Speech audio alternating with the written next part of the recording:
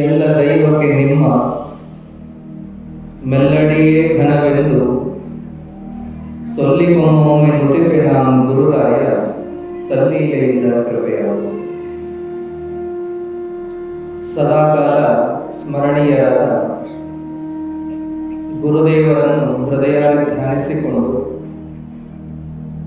ಪ್ರವಚನ ಕಾರ್ಯಕ್ರಮದಲ್ಲಿ ಭಾಗಿಗಳಾದ ಎಲ್ಲ ಹಿರಿಯರೇ, ತಾಯಂದಿರೇ, ತಮ್ಮೆಲ್ಲರಿಗೂ ಶರಣಾರ್ಥಿಗಳು.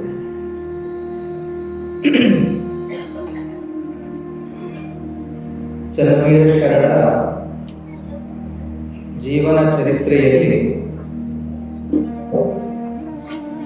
ಮದುವೆಯ ಪ್ರಸಂಗವನ್ನು ನೋಡ್ತಾ ಇದ್ದೀವಿ. ಮದುವೆಯ ಪ್ರಸ್ತಾಪ ಮಾಡಿದ ಮೇಲೆ ಶರಣರು ಗೃಹತ್ಯಾಗ ಮಾಡಿ ಹೋಗ್ತಾರೆ. ಅಲ್ಲಿವರೆಗೂ ನಿನ್ನೆಯ ಚಿಂತನೆಯನ್ನು ನೋಡಿದ್ದೀವಿ. ಮದುವೆಯ ಕೆಲ ಪ್ರಸ್ತುತ ದಿನಮಾನದ ವಿಚಾರಗಳನ್ನು ಕೂಡ ಚಿಂತನೆ ಮಾಡಿದ್ವಿ. ಮದುವೆ ಅಂದಾಗ ನಿಮಗೂ ಅನೇಕ ವಿಚಾರಗಳು ನೆನಪಾಗಬಹುದು. ಚಂದಾಗಿ ಓದಲಿಲ್ಲ ಅಂದ್ರೆ ಮಗನ ಮದುವೆ ಮಾಡ್ತೇನೆ ನೋಡು ಅಂತ ಹಿರಿಯರು ಗದರಿಸ್ತಾ ಇದ್ದಂಥದ್ದನ್ನು ನೆನಪು ಮಾಡ್ಕೋಬಹುದು. ಭಾಳ ಹಾರಾಡಕತ್ತನವ, ಎಟ್ ಹೇಳಿದ್ರು ಕೇಳವಲ್ಲ, ಅವನು ಬರೋಬ್ಬರಿ ಮದುವೆ ಮಾಡ್ಬೇಕಾಗ್ಯದ ಅನ್ನೋ ಮಾತನ್ನು ನಾವು ಕೇಳಿದ್ವಿ. ಅದರ ಜೊತೆಗೆ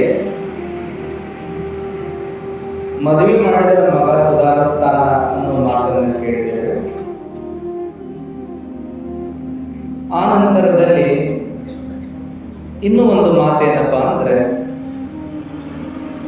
ಮದುವೆ ಆಗುವವರೆಗೂ ಹುಚ್ಚು ಬಿಡೋದಿಲ್ಲ, ಹುಚ್ಚು ಬಿಡೋವರೆಗೂ ಮದುವೆ ಆಗೋದಿಲ್ಲ ಅನ್ನೋ ಮಾತನ್ನು ಕೇಳಿದ್ದೇವೆ.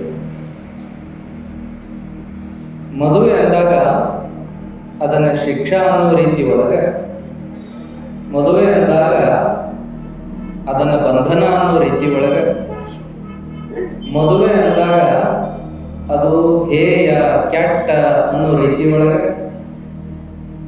ಮದುವೆ ಅಂದಾಗ ಅದೊಂದು ದಂಡನೆ, ಅದೊಂದು ಪನಿಷ್ಮೆಂಟು ಅಂದಿರ್ತಕ್ಕಂಥ ವಿಚಾರಗಳನ್ನ, ಮದುವೆ ಅಂದಾಗ ಅದೊಂದು ಸದ್ಗತಿಯ ಸಾಧನ ಅನ್ನುವಂಥದ್ದನ್ನ ನಾವು ಕೇಳಿಕೊಂಡೇ ಬರ್ತೀವಿ.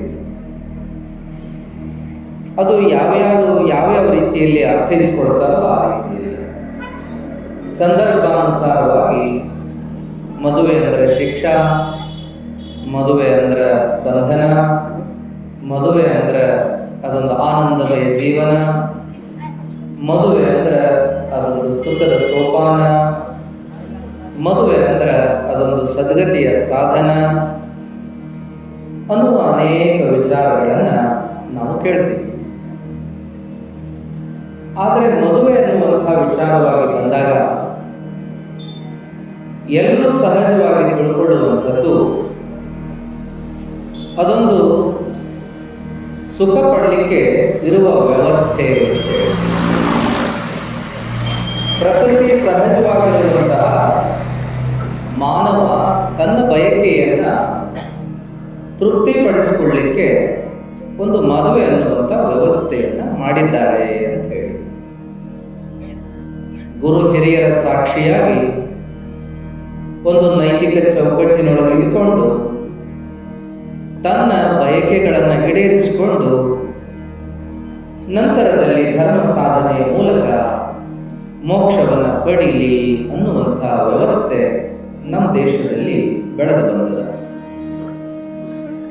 ನೀವೆಲ್ಲ ಕೇಳಿರಿ, ಧರ್ಮ, ಅರ್ಥ, ಕಾಮ, ಮೋಕ್ಷ ಅಂತ 4 ಚತುರ್ವಿಧ ಪುರುಷಾರ್ಥದ ಬಗ್ಗೆ ಕೇಳಿರಿ. ಪುರುಷಾರ್ಥ ಅಂದ್ರೆ ಗಂಡ್ಮಕ್ಳಿಗೆ ಸಂಬಂಧಪಟ್ಟ ಅರ್ಥ ಅಂತ ಹಿಂಗಲ್ಲ. ಪುರುಷಾರ್ಥ ಅಂದ್ರೆ ಶ್ರೇಷ್ಠ ಅರ್ಥ, ವಿಶೇಷ ಅರ್ಥ ಅನ್ನುವಂಥದ್ದನ್ನು ನಾವು ತಿಳ್ಕೊಂಡು ನೋಡೋದಾದ್ರೆ, ಮೊದಲಿಗೆ ಧರ್ಮ. ಧರ್ಮ ಅಂದ್ರೆ ಆ ಧರ್ಮ ಈ ಧರ್ಮ ಅಲ್ಲ,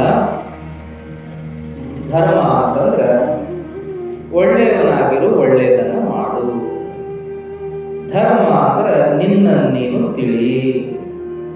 ಧರ್ಮ ಅಂದ್ರೆ ನೀತಿವಂತನಾಗಿ ಬಾಳು. ಧರ್ಮ ಅಂದ್ರೆ ಒಂದು ಸಂಸ್ಕಾರದೊಳಗೆ ಜೀವಿಸು. ಏನೇನೋ ಅರ್ಥಗಳನ್ನು ನಾವು ನೋಡ್ತೀವಿ. ಧರ್ಮ ಅಂದಾಗ ನಾವು ಆ ಧರ್ಮ ಈ ಧರ್ಮ ಅನ್ನೋ ಬಡಿದಾಟಕ್ಕಿಂತ ನಾವು ನೈತಿಕ ಮಟ್ಟದಲ್ಲಿ ಇದ್ಕೊಂಡು ಜೀವನ ಮಾಡಬೇಕು, ಎಲ್ಲರೊಳಗೆ ಒಂದಾಗಿ ಜೀವನ ಮಾಡಬೇಕು, ನನಗಾಗಿ ಅಂದುಕೊಂಡೇ ಬದುಕಲಾರದೆ ಎಲ್ಲರಿಗಾಗಿ ಅಂತ ಅಂದ್ಕೊಂಡು ಜೀವನ ಮಾಡಬೇಕು, ಇರುವ ಜೀವನದ ಆನಂದವನ್ನು ಹೆಚ್ಚಿಸಿಕೊಳ್ಳೋದಕ್ಕೆ ಏನು ಬೇಕೋ ಆ ಎಲ್ಲ ವ್ಯವಸ್ಥೆಗಳನ್ನು ಧರ್ಮಬದ್ಧವಾಗಿ ಮಾಡ್ಕೋಬೇಕು. ಹೀಗೆಲ್ಲ ಅನೇಕ ವಿಚಾರಗಳನ್ನು ಮಾಡಬಹುದು ಹೋಗಬಹುದು. ನಂತರದಲ್ಲಿ ಅರ್ಥ ಅಂದಾಗ ಹಣ, ಸಂಪತ್ತು. ನಾವು ಧರ್ಮಬದ್ಧವಾಗಿ ಹಣವನ್ನು ಗಳಿಸಬೇಕು. ಧರ್ಮಬದ್ಧ ಅಂದ್ರೆ ಯಾವ ಧರ್ಮಬದ್ಧವಾಗಿ ಹಣ ಗಳಿಸಬೇಕು ಅಂತ ಧರ್ಮ ಅನ್ನುವಾಗ ನೋಡಿದಂಗ ಆ ಧರ್ಮ ಈ ಧರ್ಮ ಅಲ್ಲ, ಒಳ್ಳೆಯವರಾಗಿ ಬಾಳೋದೊಂದು ಧರ್ಮ ಅಂತ ನೋಡಿದ ಮೇಲೆ ಒಳ್ಳೆಯತನದಿಂದಲೇ ಹಣವನ್ನು ಗಳಿಸಬೇಕು. ಅಂದ್ರೆ ಧರ್ಮಬದ್ಧವಾಗಿ ಹಣ ಗಳಿಸಬೇಕು ಅಂದ್ರೆ ಒಳ್ಳೆಯ ಕೆಲಸಗಳಿಂದ ಹಣ ಗಳಿಸಬೇಕು, ಒಳ್ಳೆಯವರಾಗಿ ಹಣ ಗಳಿಸಬೇಕು, ಒಳ್ಳೆಯದಕ್ಕಾಗಿ ಹಣ ಗಳಿಸಬೇಕು, ಒಳ್ಳೆಯದಕ್ಕಾಗಿ ಹಣವನ್ನು ಬಳಸಬೇಕು. ಧರ್ಮಬದ್ಧವಾಗಿ ಹಣವನ್ನು ಗಳಿಸೋದು ಅಂದರೆ ವಾಮ ಮಾರ್ಗದಿಂದ ಹಣ ಗಳಿಸೋದಲ್ಲ. ವಾಮ ಮಾರ್ಗ ಅಂದ್ರೆ ಅಡ್ದಾರಿ ಹಿಡಿದು ರೊಕ್ಕ ತರೋದು ಬೇಡಪ್ಪ, ಚಂದಾಗಿ ಬೆವರು ಸುರಿಸಿ ತಗೊಂಬ ಅಂದ್ರ ನಮ್ಮ ಮನೆ ಉದ್ಧಾರ ಆಕತಿ ಅಂತಿದ್ರು ಹಿರಿಯರು. ನಾವು ದುಡಿದದ್ದ ನಮ್ಮ ಹೊಟ್ಟಿಗೆ ಹತ್ತೋದಿಲ್ಲಪ್ಪ, ಮತ್ತೊಬ್ಬರು ದುಡಿದ ತಂದು ತಿಂದು ನಾವ್ಯಾವಾಗ ಮುಂದಾಗಿದ್ರು ಬೇಡ ಅಂತಿದ್ರು ಹಿರಿಯರು. ಹಣ ಅಂದ್ರೆ ಸುಮ್ಮನೆ ಅಂತ ತಿಳ್ಕೋಬೇಡ, ಅದು ಬೆವರು ಸುರಿಸಿ ಬಂದ್ರ ನಮ್ಮನ್ನ ಬಾಳಿಸ್ತತಿ, ಬೆಳೆಸ್ತತಿ. ಬೆವರು ಸುರಿಸಲಾರದ ಬಂದ ಹಣ ನಮ್ಮನ್ನ ಅಳಿಸ್ತತಿ, ಅಳಿಸಿ ಹಾಕ್ತತಿ. ಅದಕ್ಕೆ ಹಣದ ವಿಷಯವಾಗಿ ಎಚ್ಚರಿರಪ್ಪ. ಹಣ ಅಂದ್ರೆ ಅದು ಒಂದೇನೋ ಬಿಲ್ಲೆ ಅಲ್ಲ, ಹಣ ಅಂದ್ರೆ ಒಂದು ಹಾಳೆಲ್ಲ. ಹಣ ಅಂದ್ರೆ ಅದು ನಮ್ಮ ಶಕ್ತಿಯ ಮತ್ತೊಂದು ರೂಪ ಐತಿಪ್ಪ. ಶಕ್ತಿಯ ಮತ್ತೊಂದು ರೂಪ ಅಂದ್ರೆ ದೇವರ ಐತಿಪ್ಪ ಅಂತ ನಮ್ಮ ಹಿರಿಯರು ಏನೆಲ್ಲ ಮಾತಾಡ್ಯಾರ. ಅದಕ್ಕಾಗಿ ನಾವು ಒಳ್ಳೆಯವರಾಗಿ ಬಾಳೋದಲ್ಲದೆ ಒಳ್ಳೆಯ ತನದಿಂದಲೇ ದುಡಿಬೇಕು, ಒಳ್ಳೆಯದಕ್ಕಾಗಿ ಹಣವನ್ನು ಗಳಿಸಬೇಕು, ಒಳ್ಳೆಯದಕ್ಕೆ ಬಳಸಬೇಕು ಅನ್ನುವ ವಿಚಾರವನ್ನು ಇಲ್ಲಿ ನೋಡೋದು. ಮೂರನೇದಾಗಿ ಕಾಮ ಅಂತ ನೋಡೋದು. ಧರ್ಮ, ಅರ್ಥ, ಕಾಮ. ಕಾಮ ಅಂದಾಗ ಬಯಕೆ ಅಂತ ನೋಡ್ತೀವಿ. ಮನುಷ್ಯನಿಗೆ ಏನೇನೋ ಬಯಕೆ. ಬಯಕೆ ಒಂದಲ್ಲ, ಎರಡಲ್ಲ, ಮೂರಲ್ಲ, ನಾಲ್ಕಲ್ಲ, ಲಕ್ಷಲ್ಲ, ಕೋಟೆಲ್ಲ, ಎಷ್ಟದವೋ ಲೆಕ್ಕಿಲ್ಲ. ಹೇಳ್ತಾರಲ್ಲ, ಅಪ್ಪನ ರೊಕ್ಕ ಎಡ್ಸಲಾರೆ, ಅವ್ವನ ಸೀರೆ ಮಡ್ಚಲಾರೆ, ಹಂಗಂದ್ರೇನು ಅಂತ ಕೇಳಿದ್ರು. ಅವಾಗೆ ನನಗೆ ಗೊತ್ತು ನಿನಗೆ ಗೊತ್ತು ಅಂತ ಹುಡುಗರು ಕೈ ಎತ್ತಿ, ಅಪ್ಪನ ರೊಕ್ಕ ಎಡ್ಸಲಾರೆ ಅಂದ್ರೆ ಆಕಾಶದ ಚಿಕ್ಕೆ, ಅವ್ವನ ಸೀರೆ ಮಡ್ಚಲಾರೆ ಅಂದ್ರೆ ಹರವಿದ ಆಕಾಶ ಅಂತ ಹೇಳಿದರು. ಹಂಗ ಎಣಸಾಕ್ ಬರಲಾರದಷ್ಟು, ಮಡ್ಚಾಕ್ ಬರಲಾರದಷ್ಟು ನಿಮ್ಮ ಬಯಕೆಗಳಲ್ಲ. ಒಂದಾದ ಮೇಲೆ ಒಂದು ಹಂಗ ಇರುವಿ ಸಾಲು ಬರ್ತಾವ, ಒಂದ್ರ ಮೇಲೆ ಒಂದು ಬೈಕಿ. ಒಂದು ಹಿಡಿಯಿರ್ತಪ್ಪ ಅಂದ್ರೆ ಇನ್ನೊಂದು. ಮೊದಲ ಕಣ್ಣಿನ ಬಯಕೆ, ಒಳ್ಳೆದನ್ನು ನೋಡು, ಇದು ಚಲೋ ನೋಡ್ಬೇಕು ಅಂತ.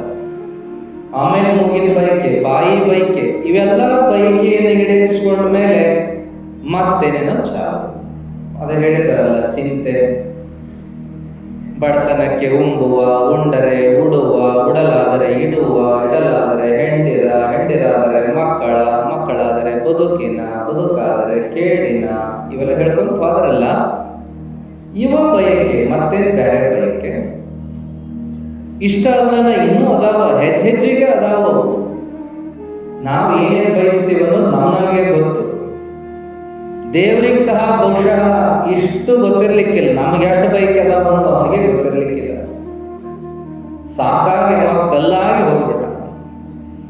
ಇವನ ಬೈಕ್ ಈಡೇರಿಸ್ಬೇಕ ಕುಂತ್ನಿ ಅಂದ್ರೆ ಮರಾಯ ನನ್ನ ಗತಿ ಏನು ಅಂತ ಅವ ಹಂಗಾಗಿ ಎಷ್ಟು ಬೈಕೆ ಬೇಡವರೇ ಬೇಡವರು.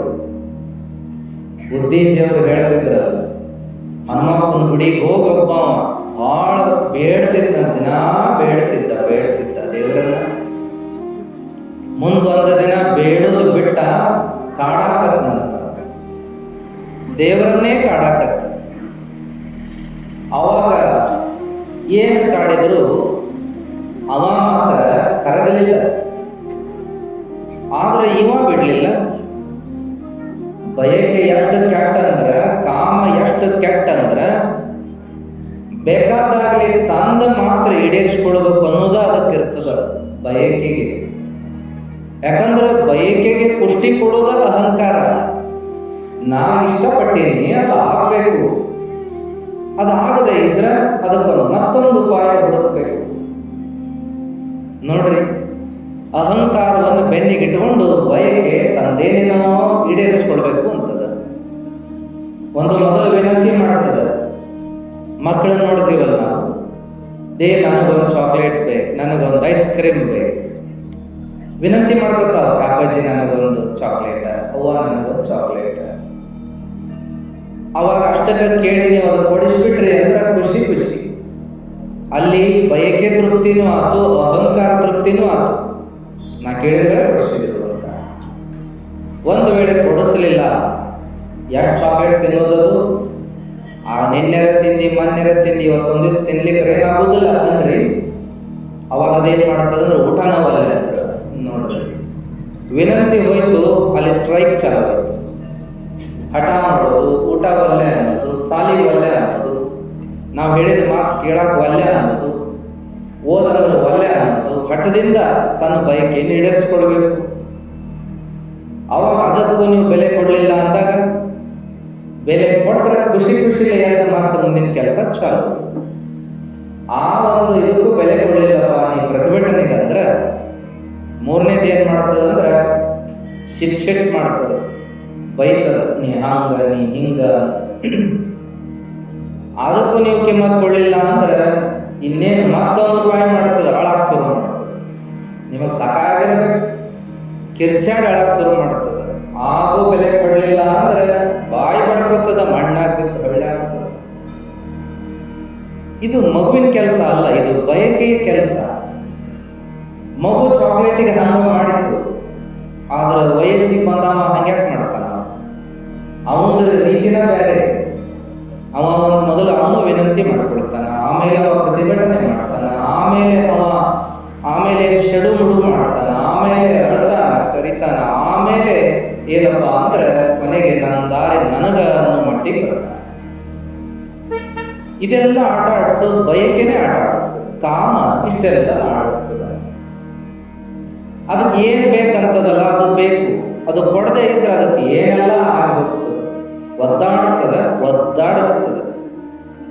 ಹಂಗಾಗಿ ಅದನ್ನು ಹೆಂಗ ಮಾಡಿ ಕಳ್ಕೊಳ್ಳೋದು ಅಂತ ವಿಚಾರ ಮಾಡಿದ್ರೆ ಎಲ್ಲರೂ ಇದನ್ನ ಹೆಂಗಾರ ಕಡಿಮೆ ಮಾಡ್ಕೊಳ್ಳೋದಪ್ಪ.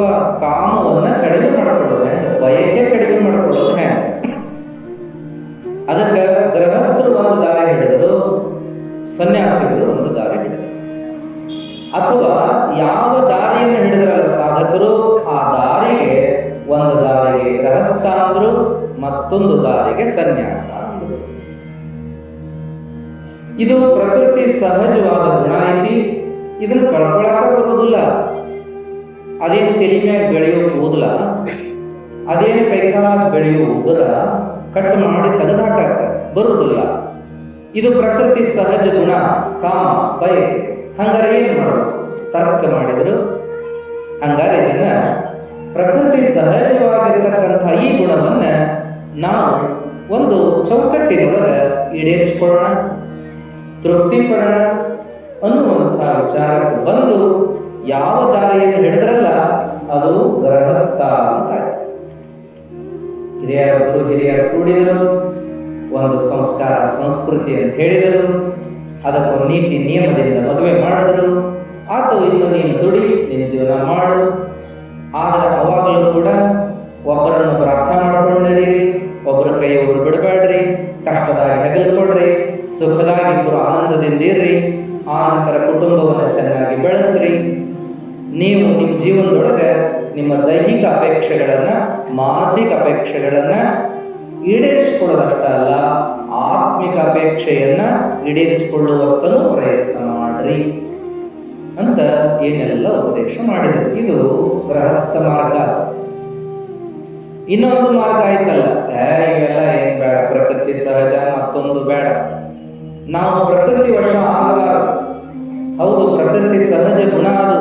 ನೋಡಿದ್ದನ್ನ ಬಯಸೋದು, ಬಯಸಿದ್ರ ಜೊತೆ ಬೆರೆಯೋದು, ಬೆರೆತದ್ರ ಜೊತೆಗೆ ಮತ್ತು ಬೆರೆಯೋದು, ಇದು ಪ್ರಕೃತಿ ಗುಣ. ಇದು ಬೇಡ. ಇದು ನಮ್ಮನ್ನೊಂದಿನ ಭವಕ್ಕ ತಂದಿಳಿಸ್ತದೆ, ದುಃಖಕ್ಕೀಡು ಮಾಡುತ್ತದೆ. ಅದಕ್ಕಿದೊಂದು ಕೆಟ್ಟ ಕಜ್ಜಿ ಅಂದ್ರೆ ತುರಿಕೆ, ಕೆರ್ಕೊಳ್ಳೋದು. ಅದನ್ನು ಕೆರ್ಕೋತ ಹೋದಂಗ ಸುಖ ಅನಿಸ್ತದೆ ಖರೆ, ಆದ್ರೆ ಚರ್ಮ ಹರಿದು ಹೋಗ್ತದೆ, ಗಾಯ ದೊಡ್ಡದಾಗ್ತದೆ. ಅದಕ್ಕೆ ಇದು ಬೇಡಪ್ಪ, ಬಯಕೆ ಈಡೇರಿಸಿಕೊಳ್ಳೋದೇ ಬೇಡ. ಏನು ಬಯಕೆ ಕಿತ್ತಾಕೊಳ್ಳೋದನ್ನ ಅಂತ ಹೇಳಿ ಏನು ಮಾಡಿದ್ರು ಅಂತಂದ್ರೆ ತಮ್ಮಂತಾವು ಹೊಡ್ಕೊಂಡ್ರು, ತಮ್ಮಂತಾವು ಉಪವಾಸ ಇಟ್ಕೊಂಡ್ರು, ತಮ್ಮಂತಾವು ಗಜಂ ನಿಲ್ಲಿಸ್ಕೊಂಡ್ರು, ತಮ್ಮಂತಾವು ನೀರಾಗ ನಿಲ್ಲಿಸ್ಕೊಂಡ್ರು, ಬೆಂಕಿಯಾಗ ನಿಲ್ಲಿಸ್ಕೊಂಡ್ರು. ಆಮೇಲೆ ತಮ್ಮ ತಲೆ ಮೇಲಿನ ಜುಟ್ಟನ್ನು ಹಿಡಕಟ್ಟಿ ಹಾಕಿ ಧ್ಯಾನ ಕೂತ್ಕೊಂಡ್ರು, ಮುಳ್ಳಿನ ಗದ್ಗೆ ಮಾಡಿ ಮುಳ್ಳಿನ ಗದ್ಗೆ ಮೇಲೆ ಕೂತ್ಕೊಂಡ್ರು, ಏನೇನೋ ಮಾಡಿ ಅದಕ್ಕೆಲ್ಲ ಹೋದ್ರು. ಅದು ಹಠಯೋಗ ಆಯಿತು. ಆಮೇಲೆ ಏನಾಯ್ತಪ್ಪ ಅಂತಂದ್ರೆ ಇನ್ನೊಂದು ರಾಜಯೋಗ ಆಯಿತು. ಏನಿಲ್ಲ, ನಾವು ಒಳ ಬರುವ ಹೊರ ಹೋಗುವ ಉಸಿರನ್ನು ನೋಡ್ಕೋತ ಕೂತ್ಬಿಡೋಣ. ಆಮೇಲೆ ಒಳಗಡೆ ಸುಳಿದಾಡುವ ಯಾವ ವಿಚಾರಗಳನ್ನು ಲಕ್ಷ್ಯ ಇಡೋದು ಬೇಡ, ಸುಮ್ಮನೆ ಧ್ಯಾನ ಮಾಡೋಣ ಅಂತ ಕೂತ್ಕೊಂಡ್ರು. ರಾಜಯೋಗ ಆಯಿತು. ಇಲ್ಲ, ಏನಾದರೂ ಒಂದು ಬೇಕು ವಸ್ತು ಸಾಧನ ಅಂತ ಹೇಳಿ ಪೂಜೆ ಮಾಡಕ್ಕೆ ಶುರು ಮಾಡಿದ್ರು. ಫೋಟೋ ಇಟ್ಕೊಂಡು ದೇವರ ಮಾಡಿಕೊಂಡು ಆಮೇಲೆ ಇನ್ನು ಏನೇನೋ ಮಾರ್ಗವಾಗಿ ಅದೇನಪ್ಪ ಭಕ್ತಿ ಯೋಗ ಆಯಿತು. ಹೂವು ತಂದೆ, ಪತ್ರಿ ತಂದೆ, ಹಣ್ಣ ತಂದೆ, ಹಂಪ್ಲ ತಂದೆ, ನೀರು ತಂದೆ, ನೀರು ಹಾಕದೆ, ಒರೆಸಿದೆ, ಇವೆಲ್ಲ ಪ್ರೇಮದಿಂದ ನಾವೇನೇನು ಮಾಡೋಣ ಅಂತ ಹೋದ್ರು. ಇದು ಭಕ್ತಿ ಯೋಗ ಆಯಿತು. ಆಮೇಲೆ ಇದೆಲ್ಲ ಏನು ಮಾಡಿದ್ರು ಕೆಲಸ ಆಗೋದಿಲ್ಲ, ಇವೆಲ್ಲ ಬ್ಯಾಸರ ಆಗ್ತದೆ ಒಂದಿನ. ಇದಕ್ಕೆ ತಿಳುವಳಿಕೆಯನ್ನು ಕೊಡೋದೇ ಮುಖ್ಯ ಅಂತ ಹೋದ್ರು. ಗುರುಗಳ ಮಾತನ್ನು ಕೇಳಿದರು, ಹಿರಿಯರ ಮಾತನ್ನು ಕೇಳಿದರು, ಅನುಭವಗಳ ಮಾತನ್ನು ಕೇಳಿದರು, ಸ್ವತಃ ತಾವು ಚಿಂತನೆ ಮಾಡಿ ತಿಳ್ಕೊಂಡ್ರು. ಇದು ಜ್ಞಾನ ಯೋಗ ಆಯಿತು. ಆಮೇಲೆ ಏನಪ್ಪ ಅಂದ್ರೆ ಇವೆಲ್ಲ ಏನು ಬೇಡ, ದುಡಿಯೋಣ, ಎಷ್ಟು ಸಾಧ್ಯದಷ್ಟು ದುಡಿಯೋಣ, ಮೈ ಹಣ್ಣಾಗಿ ನೆಲಕ್ಕೆ ಬೀಳಬೇಕು ಅಷ್ಟು ದುಡಿಯೋಣ. ಮತ್ತೊಂದು ಆಸೆ ನೋಡಿರಬಾರ್ದು ಮನಸ್ಸಿನಾಗ, ಚಂದಾಗಿ ದುಡಿಯೋಣ, ಚಂದಾಗಿ ಪಡೆಯೋಣ, ಇರತಕ್ಕ ಇರೋಣ, ಹೋಗೋ ಕಾಲ ಹೋಗೋಣ ಅಂತ ದುಡಿಯಾಕತ್ರು, ಬದುಕಾಕತ್ರು. ಅವರು ಕರ್ಮಯೋಗಿಗಳಾದರು. ಆಮೇಲೆ ಏನಪ್ಪ, ಹೀಗೆಲ್ಲ ಯೋಗಗಳ ಮೇಲೆ ಯೋಗಗಳು ಬಂದು ಅಧ್ಯಾತ್ಮದ ಅರಿವು. ಮುಂದೇನಪ್ಪ ಅಂದ್ರೆ ಕೆಲವರು ಗೃಹಸ್ಥರಾಗಿ ಇದನ್ನು ಮಾಡ್ಬೋದು ಬಿಡಪ್ಪ ಅಂತ ಹೋದ್ರು. ಇನ್ನು ಕೆಲವರು ಅದಾಗಲಾರದು, ಎಲ್ಲರಿಗೂ ಸಾಧ್ಯ ಇಲ್ಲ. ರಕ್ಕಸಿಯ ಮನೆ ಹೊಕ್ಕು ಬದುಕಿ ಬಂದೇನೆಂದರೆ ಅದು ಎಲ್ಲರಿಗೂ ಸಾಧ್ಯವಲ್ಲ ಅಂಥೇಳಿ ಏನೋ ಬೇಡಪ್ಪ ಅಂತ ಸನ್ಯಾಸ ಮಾರ್ಗ ಹಿಡಿದ್ರು. ಯಾವುದು ನಂದಲ್ಲ, ನಾನು ಯಾರವನಲ್ಲ, ಯಾರು ನನ್ನವರಲ್ಲ ಅಂತ ಒಂದು ಕಡೆ, ನಾನು ಎಲ್ಲರವನು, ಎಲ್ಲರೂ ನನ್ನವರು, ಜಗತ್ತೆಲ್ಲ ನನ್ನದು, ನನಗೆ ಸೀಮಿತ ವ್ಯಾಪ್ತಿ ಇಲ್ಲ ಅಂತ ಇನ್ನೊಂದು ಮಾರ್ಗ. ಸನ್ಯಾಸ ಮಾರ್ಗದೊಳಗೆ ಬಹಳ ಪ್ರಕಾರಗಳು ಉಟ್ಕೊಂಡ್ಬಿಟ್ಟು, ಯೋಗಗಳ ಮೇಲೆ ಯೋಗ ಉಟ್ಕೊಂಡ್ಬಿಟ್ಟು, ಆಮೇಲೆ ಅದರೊಳಗೆ ಮತ್ತೆ ಬೇರೆ ಬೇರೆ ಪ್ರಕಾರಗಳಾಗಿ ಬೆಳ್ಕೊಂಡು ಹೋದು. ಆ ಮಾತು ಬೇರೆ. ಆಚಾರ್ಯ ಇದನ್ಯಾಕೆ ತಗೊಂಡ್ರಿ ಅಂದ್ರೆ ಮಾರ್ಗ ಹೇಳಬೇಕಾಗಿತ್ತು. ಶರಣರ ಮುಂದೆ ಏನು ಬಂದದಂದ್ರೆ ಮದುವೆ ಆಗುವ ಪ್ರಸ್ತಾಪ ಬಂದದ. ಅವ್ರ ಮನಸ್ಸು ಗೊಂದಲಕ್ಕೊಳಗಾಗ್ಯದ. ಏನು ಮಾಡಲಿ ಆದ್ರೆ ಮದುವೆ ಆಗಬಾರ್ದಂತನ್ನದೇ ವಿಚಾರ ಅವರೊಳಗೆ ಗಟ್ಟದ. ತಂದೆ ತಾಯಿ ಮುತಿ ನೋಡಿ ಒಂದು ನಮೂನಿ, ಅಣ್ಣ ತಮ್ಮಗಳು ಮುತಿ ನೋಡಿ ಒಂದು ನಮೂನಿ, ಕೇಳೋ ಮಾತು ನೋಡಿ ಒಂದು ನಮೂನಿ ಆಗ್ತಿರ್ತಾವ. ಮನಸ್ಸು ಒಯ್ದಾಡ್ತಾವಲ್ರಿ, ಎಲ್ಲರೂ ಒಯ್ದಾಡ್ತಾವ. ಯಾರೂ ಸುಮ್ಮನೆ ಸಹಜವಾಗಿ ಇರೋದಿಲ್ಲ ಮನಸ್ಸು. ಗಾಳಿಗಿಟ್ಟ ದೀಪ ಇದ್ದಂಗ ಅಂತ ಹೇಳಿದರು ನೋಡ್ರಿ. ಅವು ಅಳಗ್ಯಾಡವೆ, ಗಾಳಿಗಿಟ್ಟ ದೀಪ ಅಳಗ್ಯಾಡವೆ. ಹಾಗೆ ಎಲ್ಲರ ಮನಸ್ಸುಗಳು ನಮ್ಮ ನಿಮ್ಮೂ ಅಲ್ಲ, ದೇವರು ಸಹಿತ ಅಳಗ್ಯಾಡವೆ. ಶಿವನ ಮನಸ್ಸು, ವಿಷ್ಣುವಿನ ಮನಸ್ಸು, ಬ್ರಹ್ಮನ ಮನಸ್ಸು, ಅವೆಲ್ಲ ಅಳಗ್ಯಾಡಿದ ಕಥೆಗಳನ್ನು ನಾವು ಕೇಳ್ತೀವಲ್ಲ. ಹಾಗಾಗಿ ಎಲ್ಲರ ಮನಸ್ಸುಗಳು ಹಂಗಾಗಿ ಏನು ಮಾಡಲಿ ಅಂತ ಶರಣರು ವಿಚಾರ ಮಾಡಿದರು.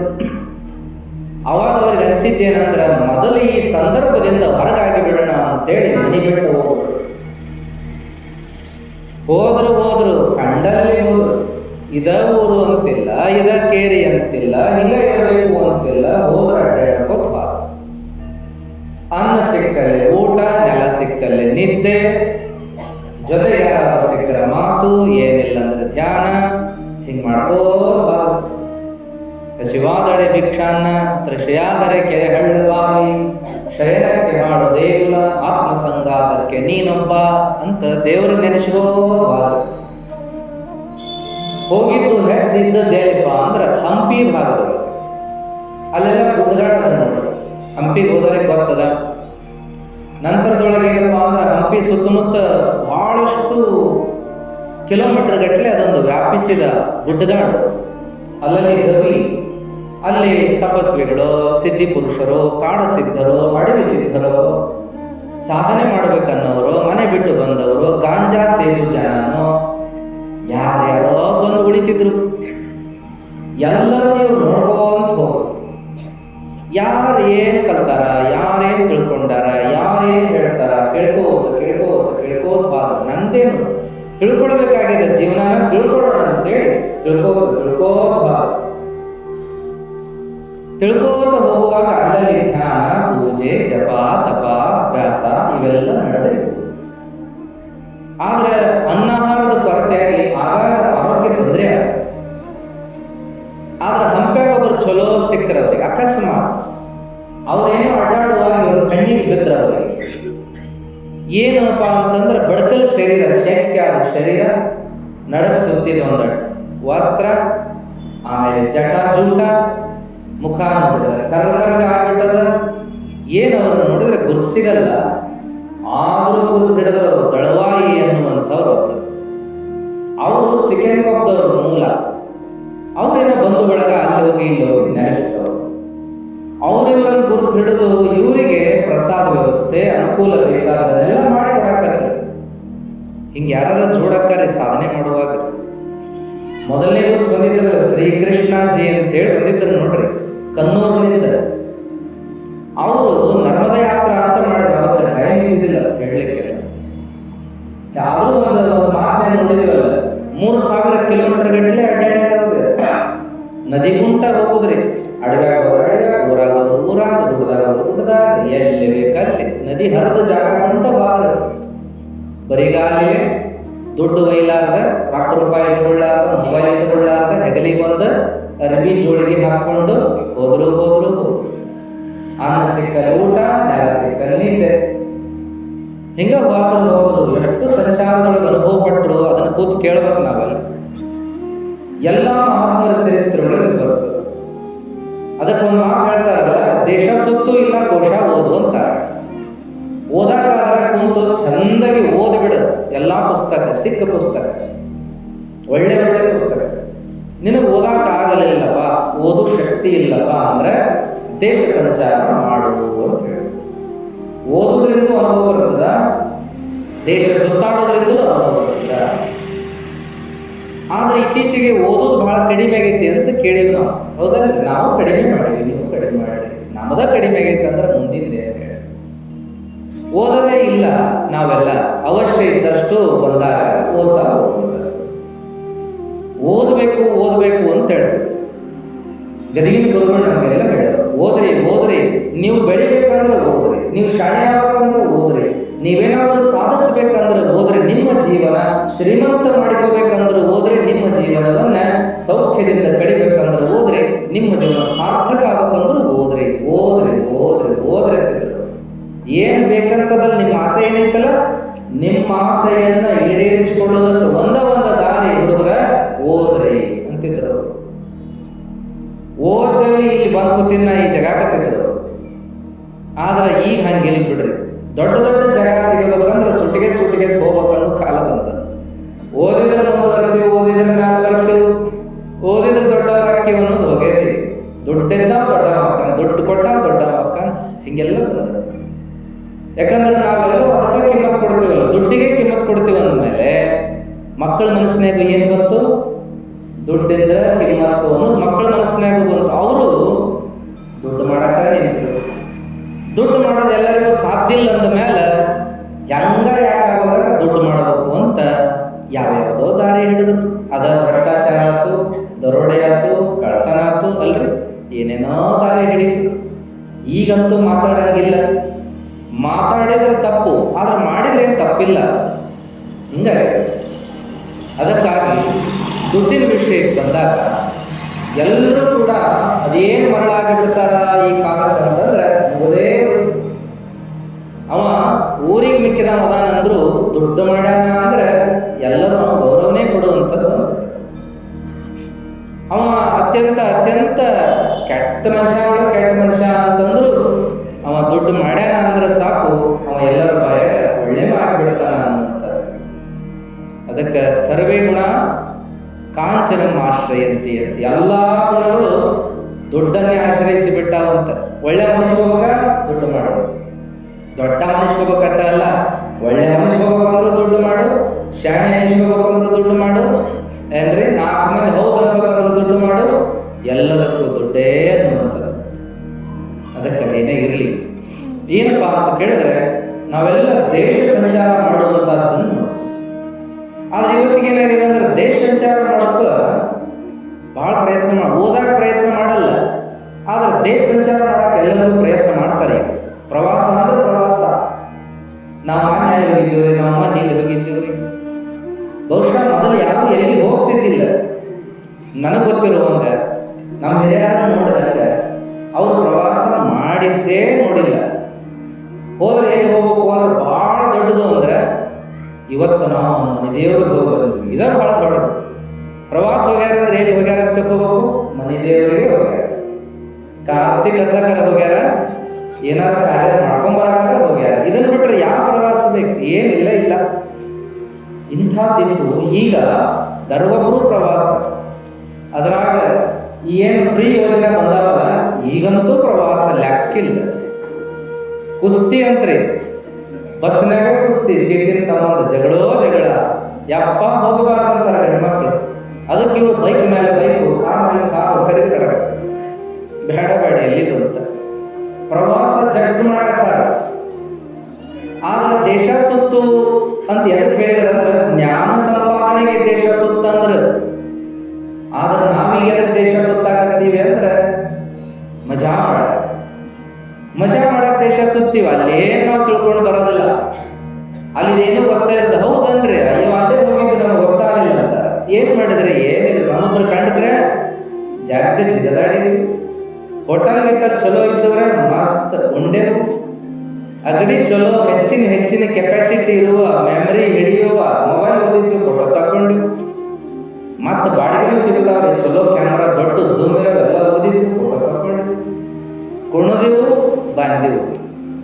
ಕುಣಿದು ಬಂದೀವಿ ಅನ್ನೋರು ಅರ್ಥ ಆದ್ರೆ ಕುಡಿದು ಬಂದೀವಿ ಅದ್ರ ಜೋಡಿ ಅನ್ನೋರು ಇಲ್ಲ ಅರ್ಥ. ಪ್ರವಾಸ ಅಂದ್ರೆ ಎದಕ್ಕೆ ಬಂದೀವಿ ನಾವು? ಇಲ್ಲೇನ ಶಿವಶಿವಾನ ಬಂದೀವನ ತಗೋ ಅಂತ ಹೇಳುವಂಥ ಜನ. ಹಂಗಾಗಿ ಪ್ರವಾಸ ಎದಕ್ಕಾಗಿ ಅಂದ್ರೆ ಮಾಡಬಾರದೆಲ್ಲ ಚಟವನ್ನು ಮಾಡಿ ಬರಲಿಕ್ಕೂ ಕೂಡ ಪ್ರವಾಸ ಅಂತ ಆಗ್ಯಾವ ಇತ್ತೀಚೆಗೆ.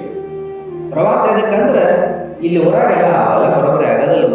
ಊರು ಬಿಟ್ಟು ಹೋದ್ರೆ ಎಲ್ಲ ಬರೋಬ್ಬರಿ ಅನ್ನೋದು ಆಗ್ಯಾವ. ಇದು ಜ್ಞಾನಕ್ಕಾಗಿಲ್ಲ. ದೇಶ ಸುತ್ತು ಕೋಶ ಓದು ಅಂದ್ರೆ ಜ್ಞಾನಕ್ಕಾಗಿ ಅಂತ ಹೇಳಿದ್ರು, ತಿಳುವಳಿಕೆ ಬೆಳೆಸ್ಕೊಳ್ಳೋದಕ್ಕೆ ಹೇಳಿದ್ರು. ಶರಣರು ಇಂಕ ಮಾಡಲಿಲ್ಲ, ಅವರು ಇಂಥ ಪ್ರವಾಸ ಮಾಡಲಿಲ್ಲ, ಅನುಭವಕ್ಕೆ ಜ್ಞಾನಕ್ಕಾಗಿ ಪ್ರವಾಸ ಮಾಡಿದರು. ಎಷ್ಟು ಸುತ್ತಿದರು ಶಂಕರಾಚಾರ್ಯರು ಭಾರತವನ್ನ 2-3 ಬೇರೆ ಸುತ್ತಿದ್ರಂತ. ಹಂಗೆ ಸುತ್ತಿದವ್ರೆ ಅಲ್ಲಮ ಪ್ರಭುಗಳು ಸುತ್ತಿದ್ರು, ಯಡಿಯೂರು ಸಿದ್ಧಲಿಂಗೇಶ್ವರ ಸುತ್ತಿದ್ರು. ಯಾರು ಅಲ್ಲಮ ಪ್ರಭುದೇವರು ಅಡ್ಡಾಡಿದರು, ಕಾಡಸಿದ್ದೇಶ್ವರರು ಅಡ್ಡಾಡಿದರು, ಮಹಾಲಿಂಗೇಶ್ವರರು ಅಡ್ಡಾಡಿದರು. ಹೌದಲ್ರಿ, ಯಾರು ಅಡ್ಡಾಡಿಲ್ಲ? ಬ್ರಹ್ಮಾನಂದ ಗುರುಗಳು ಅಡ್ಡಾಡಿದರು, ಸಿದ್ಧಾರೂಢರು ಅಡ್ಡಾಡಿದರು. ಅಡ್ಡಾಡಿದವರು ಇರಲ್ಲ, ಕುಂದ್ರಲೇ ಇಲ್ಲ ಅವರು. ಕುಂತ್ರ ಕೆಡತ ಮನುಷ್ಯ ಅಂತ ಅಡ್ಡಾಡಿದರು.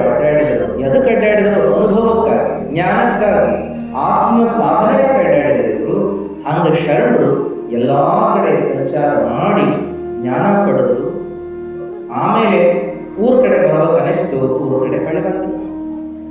ಊರ ಕಡೆ ಬಂದಾಗ ಅಷ್ಟೊತ್ತಿಗೆ ಎಲ್ಲರೂ ಮರ್ತಂಗಾಗಿತ್ತೇನೋ ಅವರನ್ನ. ಯಾಕಂದ್ರೆ 1 ದಿವಸ 2 ದಿವಸ ತಿಂಗಳು 2 ತಿಂಗಳು ಹೋಗಿರಲಿಲ್ಲ, 12 ವರ್ಷ ಹೋಗಿದ್ರು. 12 ವರ್ಷ ಹೋದ್ರೆ ಎಲ್ಲರೂ ಮರ್ತ ಬಿಟ್ಟಿರ್ತಾರಲ್ಲ, ಇಲ್ಲೋ ಯಾರಿಗೆ ಗೊತ್ತು ಅಂತ ಅನ್ನುವ ಸಮಯ. ಅವಾಗ ಅವರು ಹಳ್ಳಿ ಊರಿಗೆ ಬಂದ್ರು. ಎಲ್ಲರ ಕಣ್ಣು ದೊಡ್ಡವಾದವು. ಯಪ್ಪ, ನಮ್ಮ ಚನ್ವೀರ್ ಹೋದಲ್ಲಿವ, ನಮ್ಮ ಚನ್ವೀರ್ ಹೋದಲ್ಲಿವ. ಎಲ್ಲರೂ ಊರಾಗ ಅನ್ನಕ್ಕೆ ಶುರು ಮಾಡಿದ್ರು. ಈ ಸುದ್ದಿ ಮನೆಗೆ ಬಂದ್ಬಿಡ್ತು. ಅವ್ರವು ಕೇಳ್ತೀರ ಯವ್ವ ಅಂತಕಿ ಕೈಯಂಗ ಒಗದು ಓಡಿ ಬಂದು ಹೊರಗೆ. ನಮ್ಮ ಚಂಡ್ರೆ ಬಂದನಂತ ಹೊರಗೆ ಓಡಿ ಬಂದು. ಅವರಪ್ಪ ಹೊಲ್ದಾಗಿದ್ದವ ಓಡಿ ಬಂದವ, ಚಂಡ್ರಿ ಬಂದತ್ತಂತ ನಮ್ಮ ಊರಿಗೆ ನಡಿ ಹೋಗೋಣ ಅಂತ. ಚಂಡ್ರೈ ಅಂತಿದ್ರಲ್ಲ, ಪ್ರೀತಿಯಿಂದ ಏನೇನೋ ಕರ್ಕೊಂಡು ಓಡೋಡಿ ಬಂದ್ರು. ಕಾಂಡವನ್ನ ತೆಕ್ಕಿ ಬಿಡಿದ್ರು, ಹತ್ರು, ಕರೆದ್ರು. ಉಣ್ತಿಯೇನ್, ತಿಂತಿಯೇನ್, ಆಕಾರ ಏನ್, ಬಟ್ಟೆ ಏನ್, ಬರೀ ಏನ್ ಕತಿ ಅಂತ ಎಲ್ಲ ಮುಗಿಬಿದ್ದು ಕೇಳೋರೇ ಕೇಳೋರು. ಇಷ್ಟೆಲ್ಲ ಆದ ಮೇಲೆ ಅವ್ರ ಪಾಡಿಗೆ ಅವ್ರು ಇರ್ತಾ ಬಿಡೋದು ಬಿಟ್ಟು, ನೀ ಎಲ್ಲಿ ಹೋಗೋಣ ಮರಯ್ಯ, ನೀ ಊರಾಗ ಏನ್ ಬೇಕಾದ್ ಮಾಡಿ ಮದುವಾಗ ಬಿಡು, ನಿನ್ಯಾರು ಕೇಳೋರು. ಸುಮ್ಮನೆ ಸಾಲ ಮಾಡ್ಕೊಂಡರೆ ಇರು, ಕೆಲಸ ಮಾಡ್ಕೊಂಡರೆ ಇರು, ಊರಾಗಿರು ಅಂತ ಹೇಳಿ ಸುಮ್ಮನೆ ಬಿಟ್ಟರು ತಂದೆ ತಾಯಿ. ಹಿಂಗ ಬಂದಾನ ಊರಿಗೆ ಅಂತ ಕೇಳಿದವರು ಬೀಗ್ರ ಬಿಜ್ರ ಬಂದು ಒಳಗ ಎಲ್ಲರೂ ಬರಾಕತ್ತಾರೆ, ಮಾತಾಡ್ಸಾಕ ನೋಡಾಕ ಬರಾಕತ್ರು. ಹಿಂಗ ಬಂದವ್ರೊಳಗೆ ಏನ್ ಚರ್ಚೆ ಮಾಡ್ತು ಅಂದ್ರೆ, ಇಷ್ಟು ಮಂದಿ ಬರಾಕತ್ತೀವಿ, ಹೋಗಾಕತ್ತೀವಿ, ಇಷ್ಟೆಲ್ಲ ಮಾತಾಡಕತ್ತೀವಿ, ಹೇಳಾಕತ್ತೀವಿ, ಕೇಳಾಕತ್ತೀವಿ.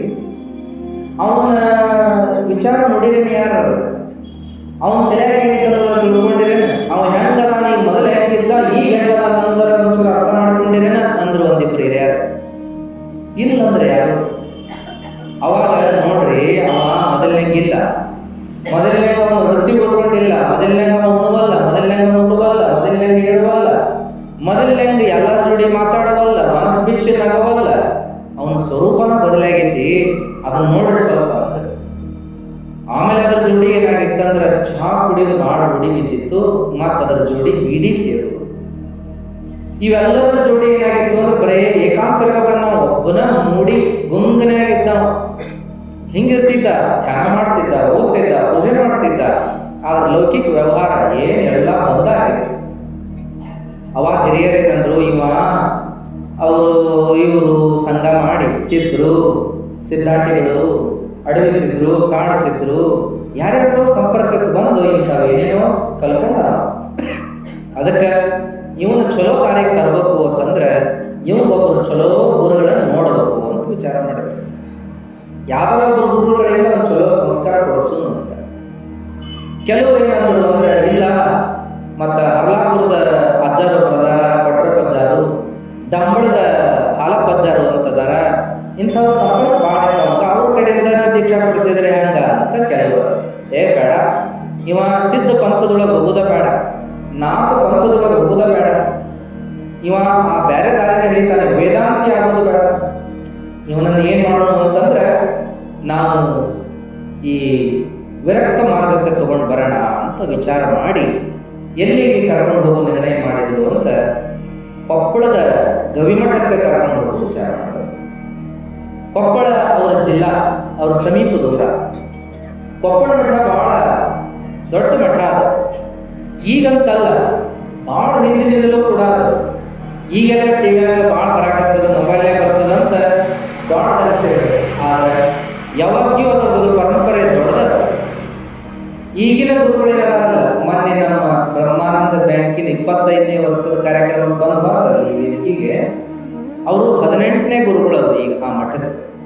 ಅಂದ್ರೆ 17 ಜನ ಗುರುಗಳು ಹಿಂದೆ ಆಗಿ ಹೋಗ್ಯಾರ. ಅದು ಬಹಳ ಶತಮಾನಗಳ ಮಠ. ಮತ್ತು ಅದನ್ನೇನು ಅಂತಂದ್ರೆ, ಒಬ್ಬ ಗುರುಗಳು ಬಂದು ಸ್ಥಾಪನೆ ಮಾಡಿದರು. ಅದೆಲ್ಲ ಗುಡ್ಡಗಾಡ ಭಾಗ, ಗವಿ ಇತ್ತು. ಗವಿಯಾಗ ಇದ್ದವರು ಸಾಧನೆ ಮಾಡಿಕೊಂಡು ಉಳಿದಕ್ಕೆ ಸಿದ್ಧಿ ಪುರುಷರಿದ್ದ ಕಾರಣಕ್ಕೆ ಗವಿ ಸಿದ್ಧ ಅಂತ ಹೀಗೆಲ್ಲ ಹೆಸರು ಬರ್ತಾ ಹೋಗಿರ್ತಕ್ಕಂಥ. ಮತ್ತು ಆಗಿನಿಂದಲೂ ಕೂಡ ಜನಾನುರಾಗಿಗಳಾಗಿ ಎಲ್ಲ ಗುರುಗಳು ಬೆಳೆದರು. ವಿಶೇಷ ಆ ಮಠ ಗುರುತಿಸಿಕೊಂಡಿದ್ದು ಆಯುರ್ವೇದ ಪರಂಪರೆ.